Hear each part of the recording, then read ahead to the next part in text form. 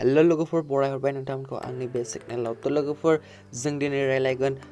corona भाइरासनि थाखाय apps launch जानाय आसामनि बे एप्सखौ जों माबायदि डाउनलड खालामनो आरो बे एप्सनि जोहै जोंनि आसाम आरो भारत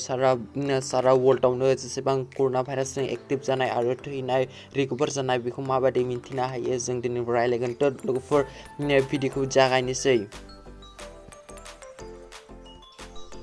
जागायनायनि सिगाङाव जुदि नोंथांमोना दासिमबो आंनि बे चेनेलखौ साबस्क्राइब खालामाखै अब्ला नोंथांमोना साबस्क्राइब खालामला जेरैबायदि आं स्क्रिनाव खालामदों गिबियाव नोंथांमोना लाइक खालामनांगोन आं जेरैबायदि स्क्रिनाव खालामदों बेबायदि लाइक खालामनांगोन आरो गाहायाव गोजादों लिरनाय दं साबस्क्राइब बे साबस्क्राइब थुना हो बेनि उनाव घन्टा फैगोन घन्टायाव थुनानै क्लिक खालामना होब्लानो जाबाय तो लोगोफोर भिडिअखौ जागायनोसै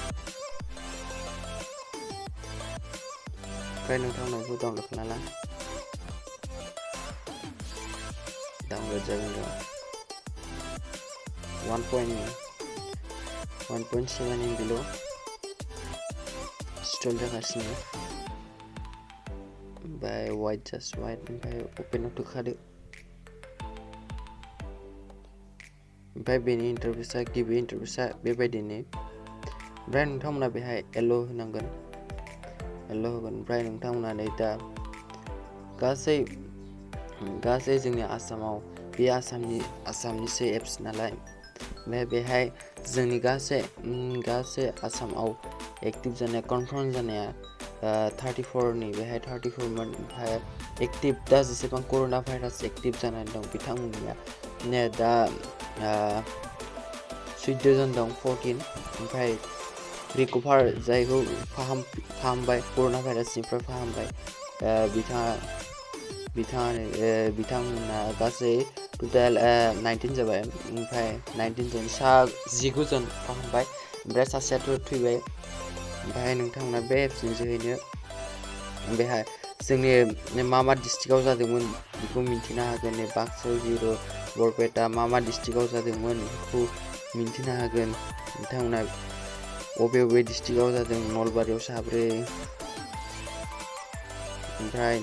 नोंथांमोना बेखौ मिन्थिनो हागोन ओमफ्राय बेहाय थांनानै नोंथांमोना डनेसनबो खालामनो हागोन आसाम सरकारनो नोंथांमोना डनेसन फैसा माबा हरनो गोसोबा नोंथांमोना हरनो हागोन ओमफ्राय आसाम कभिड पर्टेल ओमफ्राय मिनिस्ट्रि अफ हेल्थ ओमफ्राय नोंथांमोना बेहाय एप्लाइ इ-पासनि एप्लाइबो खालामनो हागोन नोंथांमोना बेहाय इ-पासनि एप्लाइबो खालामनो हागोन जोबोद मोजां एप्स बियो ओमफ्राय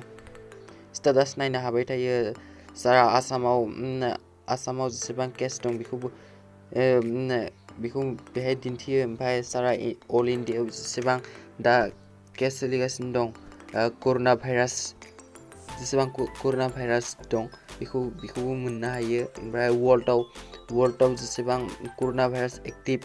बेखौबो बे एप्सनि जोहैनो नोंथांमोनखौ रिडाइरेक्ट खालामना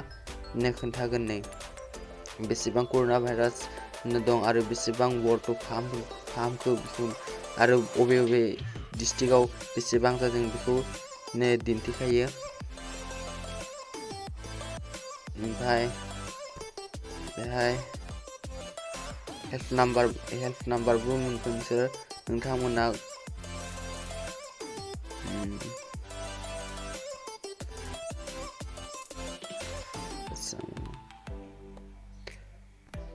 डाटा एरिया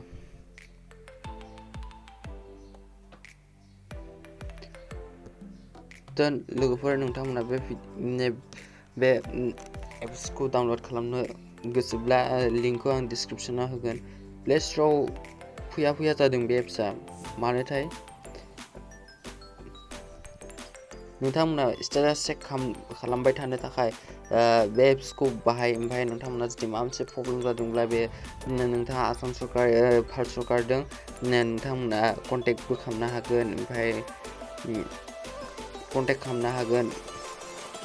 गावनि माबा मोनसे प्रब्लेम जादोंब्ला जेनेबा गामिफोराव सोरबा केस जादोंब्ला लोमजानाय साजानाय जादोंब्ला एसे जेनेबा बेहा नोंथांमोना जेनेबा बिथाङा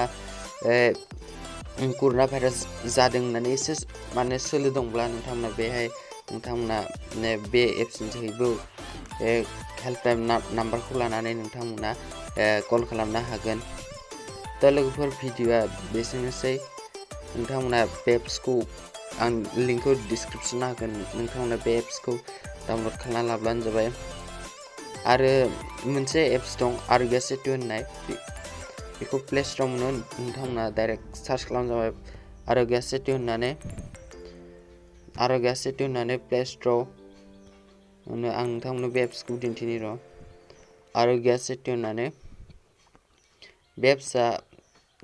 लकेसन माबा होयो जेनेबा प्रटेक्ट होयो ओमफ्राय नोंथांमोना बेहाय हेल्प नाम्बारफोरखौबो मोनो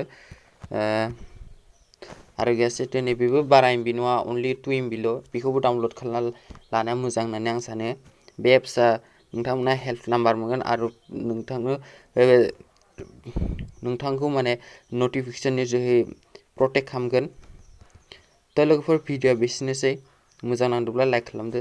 आरो साबस्क्राइब खालामदो दाबाव दा लोगोफोर बाय बाय